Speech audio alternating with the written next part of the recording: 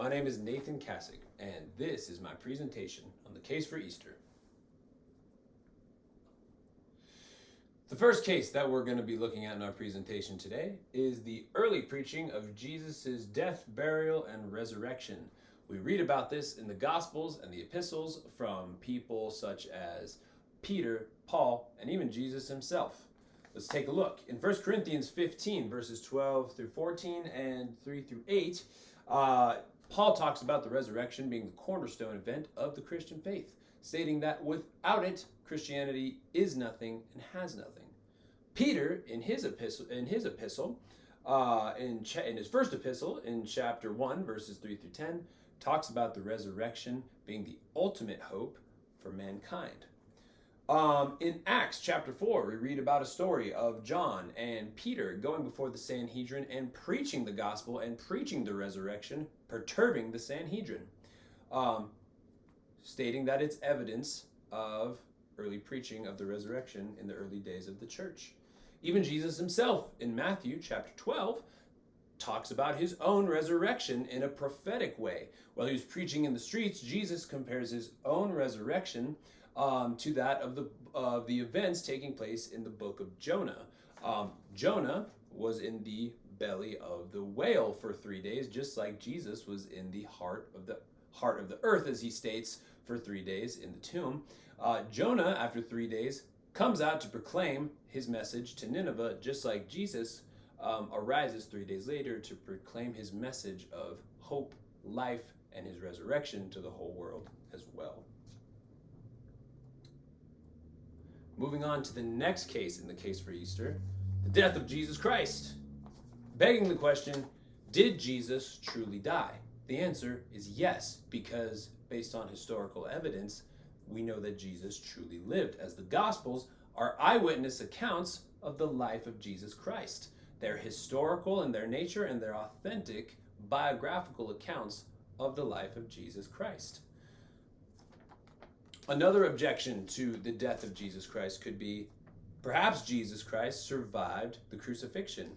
Well, a counter argument to that would be, Roman crucifixion was virtually impossible to survive due to the brutality of the cross. Jesus was exhausted, not having any food or any sleep during his trials, and was tortured, being flayed half to death prior to the crucifixion.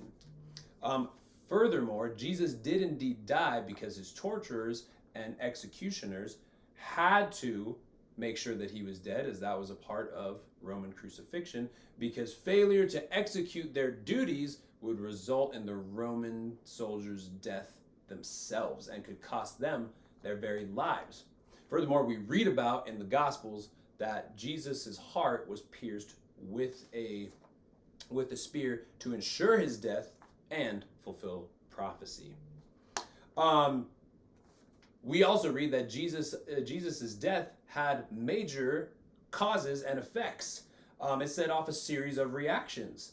For one, fear and sorrow in the hearts of his followers. His followers were in deep mourning as they were hiding for their lives. That's another way that we know that Jesus was truly dead. His very own enemies, in the wake of his death, expressed nothing but caution and concealment of his dead body being in the tomb. We also read in the Gospel of Matthew that there was storming and earthquaking immediately after his death around the whole area of Jerusalem, as well as darkness and cloud cover over the whole area.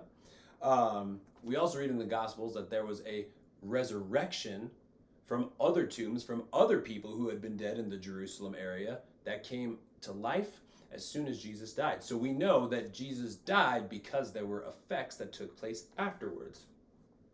So we can also ask, did Jesus plan on dying?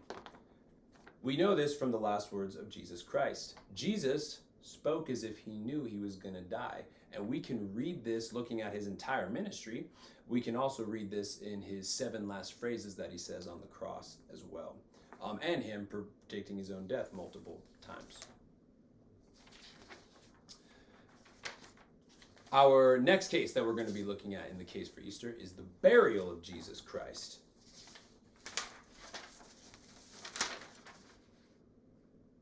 For one, the biggest piece of evidence that we know that Jesus was truly buried is, again, the Gospels.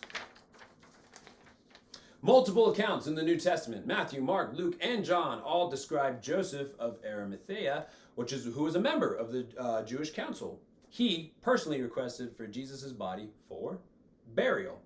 Also, references from early historians that are extra-biblical sources or sources outside of the Bible, such as Josephus and Tacitus, indirectly support the historical existence of Jesus and the events surrounding his death, which includes burial, because they mention them in their own historical writings. Furthermore, there's also archaeological evidence and historical context. For one, tombs in general. Archaeological findings in the region where Jesus was during his death have uncovered ossuaries and tombs dating to the time of Jesus that reflect the very same burial practices as described in the Gospels, giving the Gospels historical evidence and accountability. Furthermore, there is also a Nazareth inscription. While not directly about Jesus' burial, it reflects Roman policy regarding the graves, burial places, which indirectly supports the historical context of Jesus' burial. We know that people from Nazareth were being buried from this time, which isn't directly pointing to Jesus, but we know that it's not, with lack thereof of evidence. Furthermore, there's just simply an absence of alternative explanations for Jesus dying. There are no credible alternative explanations or competing historical accounts that seriously challenge the idea of Jesus being buried in a tomb. The lack of controversy in early Christian writings about the burial suggests a simple consensus among early believers and scholars regarding this event simply just being true. Now, furthermore about this tomb. This tomb also, as we know, was an empty tomb. To quote Lee Strobel from The Case for Christ, the central issue in the gospel accounts is not the miraculous deeds of Jesus, it's whether Jesus is the Son of God who proved it by returning from the dead. Hence, that is what the empty tomb is the evidence for.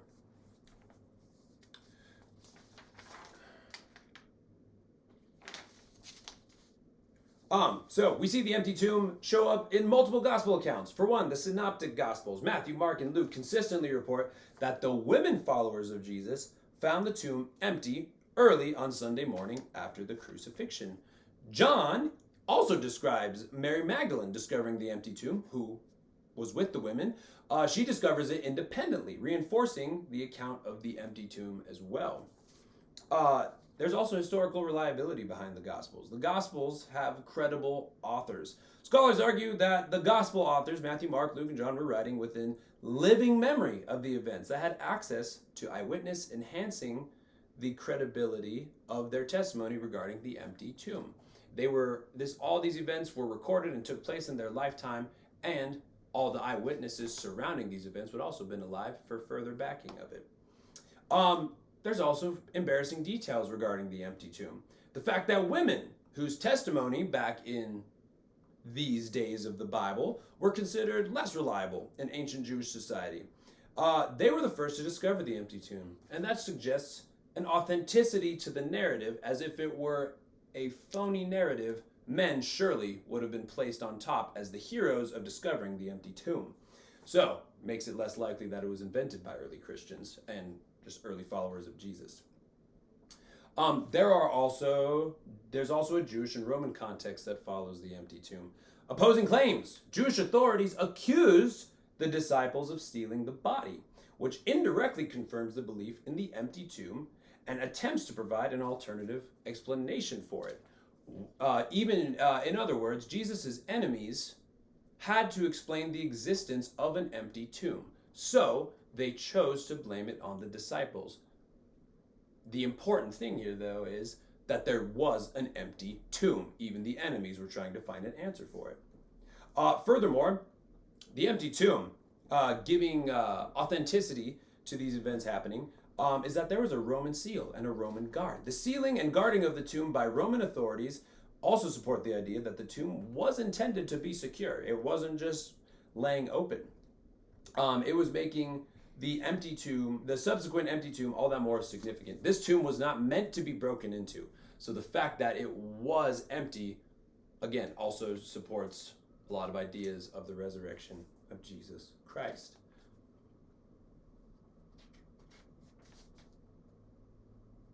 Let's talk about the disciples and their encounter with the risen Savior.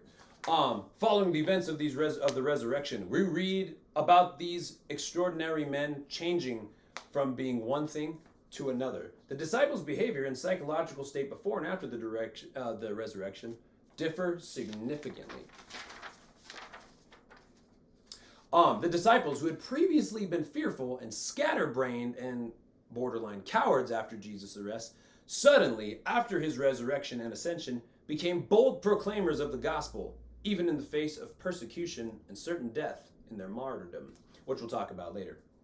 Furthermore, there is post-resurrection activities that also support the inspiration of the disciples and the risen Savior.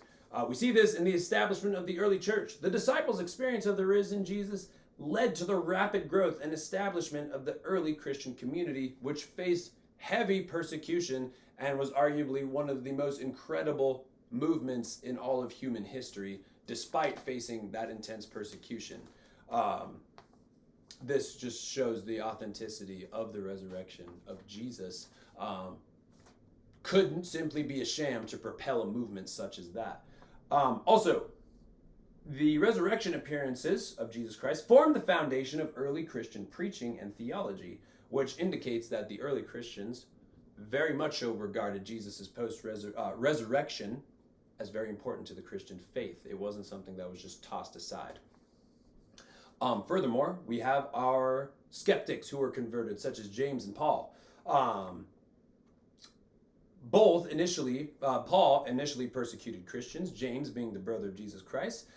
Their conversions can only be best exclaimed by their own experiences of encountering the risen Jesus. And we'll talk more about those later.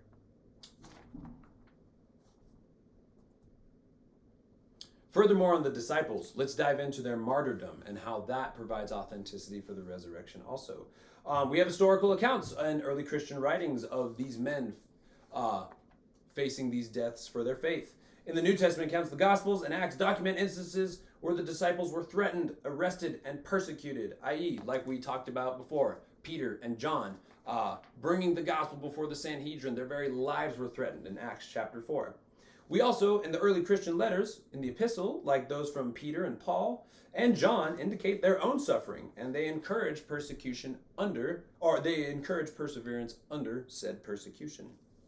Furthermore, in these Christian writings, we have historical sources outside of the Bible, such as Josephus and Tacitus, and a number of other extra-biblical sources, and the early church tradition, all record the martyrdom of several disciples, like Peter and Paul and James, the brother of Jesus. Martyrdom accounts, such as the martyrdom of Polycarp, also demonstrate that this undying passion and zeal for the faith started with these men and spread out to the early church, as many Christians had willingness to face death rather than renounce their faith.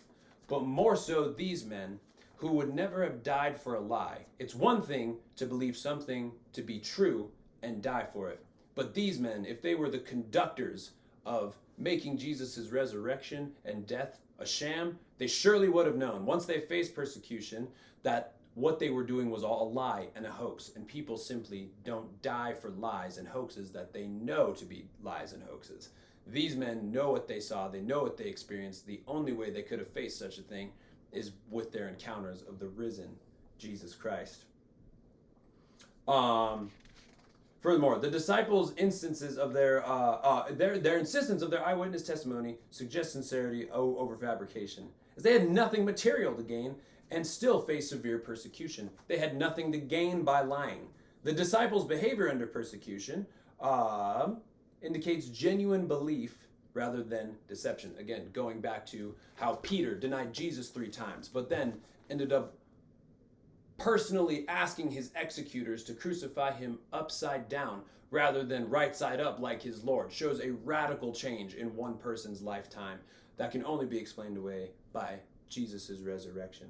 We also see transformation, the disciples' transformation from fearful followers to bold proclaimers of the post-resurrection post-resurrection suggests an encounter with something compelling, such as Jesus Christ himself. And also, again, the early church's rapid growth could only be explained by such an inspiring power like the Holy Spirit, and the belief of the risen Jesus Christ, despite the intense persecution. Moving on. As we zero in on the early followers of Jesus Christ, let's go to Paul. Let's dive further into the conversion of Paul. This is a quote from Chuck Swindoll in his book, Paul, A Man of Grace and Grit. Paul's secret was not in his methods or his education or his eloquence. It was in his spirit. He understood and embraced the truth that he was God's man for the hour. We see in the Acts of the Apostles a detailed narrative of Paul's conversion on the road to Damascus. Once being a persecutor of Christians, being knocked off his horse from a blinding light, encountering the risen Jesus who commissioned him to go bring the gospel to the Gentiles, is an incredible conversion story of Paul. Paul even personally accounts his own conversion in his letters, like Galatians and Philippians as well. Some of his background. He was a devout Pharisee. He was a lawyer and a persecutor of early Christians. Again, and not just a regular one, a zealous one, a widely known one, and a widely feared one. His conversion on the road to Damascus was a historical event documented by multiple biblical accounts, such as in Acts 9, Acts 22, Acts 26, and it's even alluded to in Paul's letters. There's much evidence for this event taking place. There's also some theological significance within Paul's conversion. There's divine intervention. Paul's conversion is directly connected to an encounter with Jesus, leading to his dramatic change in beliefs and behavior. Furthermore, this was followed by his incredible missionary endeavors, and ministry efforts. Paul's subsequent missionary journeys and his letters and the theological contributions that he gave to the Christian faith, such as justification by faith and Gentile inclusion, highlight the impact of his conversion in early Christianity. Also, we have consistency and authenticity across multiple accounts. The accounts of Paul's conversion in Acts and his own letters provide consistent details despite variations in emphasis. Again, Paul was a very personally transformed person, a drastic change, going from the chief of sinners to the closest thing, arguably, to Jesus and spreading the gospel since Jesus himself. Now, we covered much evidence regarding the case for Easter. Let's talk about some common objections, such as the swoon theory. The swoon theory consists of stating Jesus did not actually die on the cross, but rather he survived his resurrection. Well, there is no medical feasibility, again, for surviving a crucifixion. There is no evidence of it in all of history that has ever been documented. The severity of crucifixion injuries is impossible to survive without immediate and severe medical attention, which back in 2,000 years ago in Israel at this time, the lack of said medical intervention with the accounts of his death found in the Gospels, the proper medical care just simply wasn't there to survive this execution. In order to survive this, even if they did give Jesus medical attention, it was simply not existent. It had to be 2,000 years in the future, and the medical practices back then were just not as sophisticated and not as advanced as they were today. Even more so, if someone were treated after a crucifixion today, would still be left probably in shambles with it as advanced as medical care as there is. Again, we also see in the Gospels that Jesus was buried in a tomb. He was not crated off to a medic. He was very much so dead, and everybody around him knew so. So there was no evidence for him swooning, or for his death being faked, or for him somehow going unconscious during his death, as everyone simply carted him off straight to the tomb, as it was quite clear that he was dead. There's no evidence to back up the death of Jesus. Another common objection. Again, we have the accounts of Roman crucifixion and their outcomes that are outside of the Gospels. Of course, we read of Jesus' death in the Gospels, but we can also look at common Roman crucifixion practices to also ensure that Jesus was very much so dead. This was a method that ensured death. If the Romans failed to do so, execute their prisoner or whoever was due for execution that day, their death would be imminent. Also, we have consistent early Christian witnesses to Jesus' death found within the Gospels. Again, historical and undisputed authentic accounts from multiple scholars without bias. Next one. Let's talk about the stolen body theory. So, there is another objection to the resurrection. The disciples stole the body. Well, there's no historical reliability with that. We see no evidence of that in any of the Gospels. We also know, again, the Romans had to guard the tomb, and the implications of their death upon failure didn't just apply to resurrection, to the crucifixion. It also applied to failing in any task, which would include guarding a tomb. The disciples would have been severely underskilled and severely under-equipped to take the body from the Roman soldiers, who were trained soldiers, and they were had skills no higher than just being tradesmen. They were uneducated. They were very panicked and very scared. They would have not stood a chance against a trained Roman guard in taking a body and producing a heist such as that. Again, the disciples were in no psychological state to do such a thing. The logistics of stealing and hiding a body under the Roman guard, they had nothing to gain from doing this. They had much to lose in doing so, as for all they knew, Jesus was dead forever, and the only thing that they could keep near and dear to themselves were their very lives. So they were not about to go and risk it, especially within the 3 days of Jesus being dead.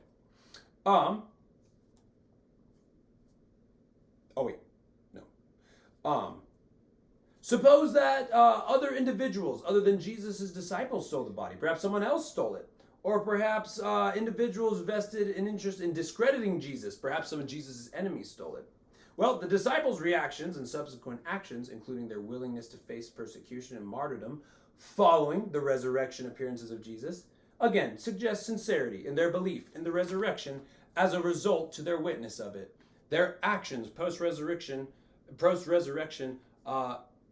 there is no need to insinuate that the body was stolen if the actions after the resurrection appearances took place, as those alone add authenticity to what they saw and what they believed and what they experienced in the risen Jesus Christ. One would think if the body were stolen, they would have reacted radically different than what they did. They would have reacted with probably hiding or fear or even fighting back for their own name, not spreading the gospel and telling the world all the more and risking their necks to build the early church. Let's talk about some of the Roman guards at the tomb as well. That would prohibit the disciples from, or anybody, stealing the body. The presence of Roman guards at the tomb, as mentioned in the gospel accounts, makes it less likely that the disciples or anybody could have stolen the body unnoticed. For one, it was an officially sealed tomb of the Roman Empire, which had a wax seal, and if it was broken, would have been very publicly known. This would have also included having tethers around the stone itself, which again, the disciples were not equipped to unbound. The boulder covering the tomb's entrance would have weighed up to 2 tons, which would have taken a plethora of people, much more than just 12 ordinary men, would have been able to move. Furthermore, even if they were able to move the 2-ton boulder, Jesus' tomb was guarded by 1 Roman fighting unit, which consisted of 16 men, each guarding their own area of 6 feet, about half the area of a bathtub, of space, which their very lives depended on. Very far from what we are commonly told in Easter images and Easter sermons, where we see our classical maybe 2 guards. There was much closer, it's more historically accurate to say that it was closer to 16 men, 16 trained soldiers guarding the tomb.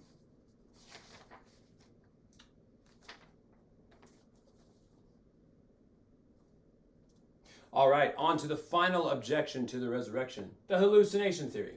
A quote from Lee Strobel, The Case for Christ. Oh, not our last one. We have one more after this. A quote from Lee Strobel from The Case for Christ. Hallucinations are individual occurrences.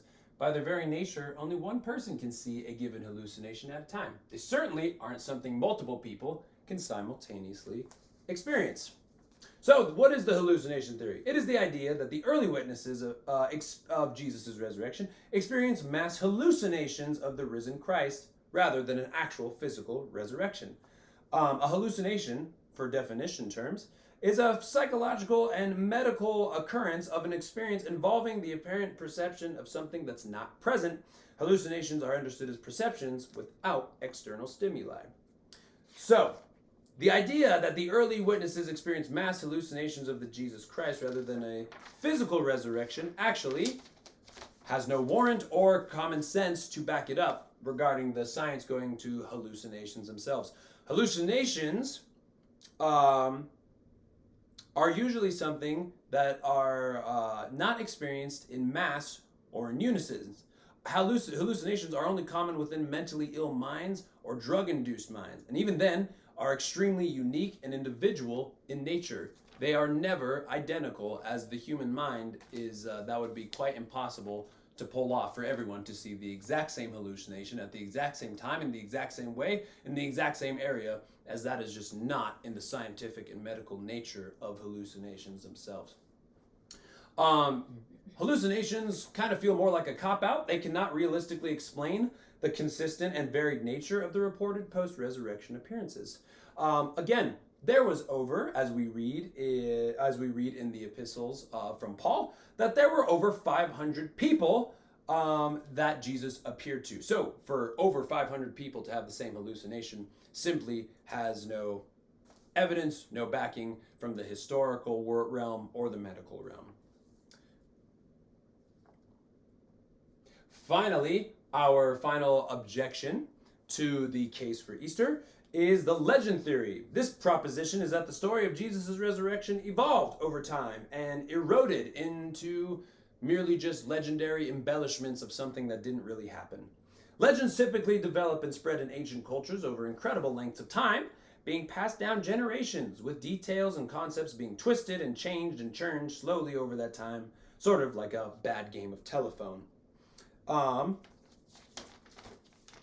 The reliability of the gospel accounts and the early Christian testimony regarding the resurrection are extremely incredible and contain authentic historicity. Again, the gospels are authentic historical accounts with much scholarly backing to say so.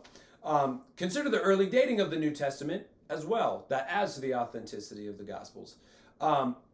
The absence of significant legendary developments in the Christian community. The gospels were all written within 50 years of the actual events being taken place. And in the eyes of history, 50 years might as well be a blink of an eye, as legends and myths only develop over centuries and generations, not merely 50 years, which is well within the lifetimes of these authors writing of these said events taking place. The simplicity and directness of the Gospels account, compared with known legendary developments in other ancient literature, bears testament to its historic and legendary nature. We can see many other works within the Greek realm that take place thousands of years. We have accounts from Greek authors and many historians alike that write down events taking place in history that take place thousands of years, yet their authenticity is not questioned in any way, shape, or form. Yet the Gospels face much fire when they talk about their historicity of the life of Jesus Christ, which was written many times over earlier than many other historical accounts from historical works, especially from Greek authors. That is the end of my presentation. Thank you so much for sitting through. I apologize for going over. Thank you for this class. Thank you to my sister, who was my audience today. Sis, you want to say hi? Hi. Hi. Sorry, she's just going through some surgery, so she's a little under the weather. But she was a great audience nonetheless. So, thank you again. That concludes my presentation of objections and advocating evidence for the resurrection of Jesus Christ.